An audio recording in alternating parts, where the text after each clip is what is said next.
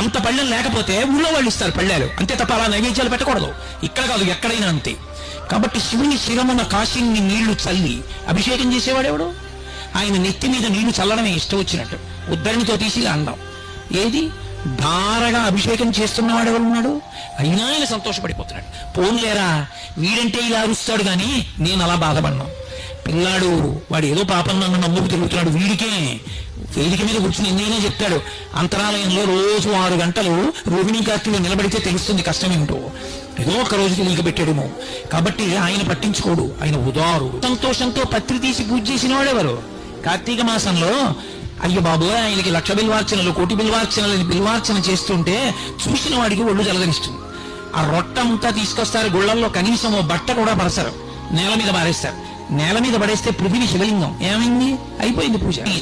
వాడు పత్రి పారేశాడంటే ఆయన మీద, అయినా కూడా ఆయన ప్రసన్నుడు.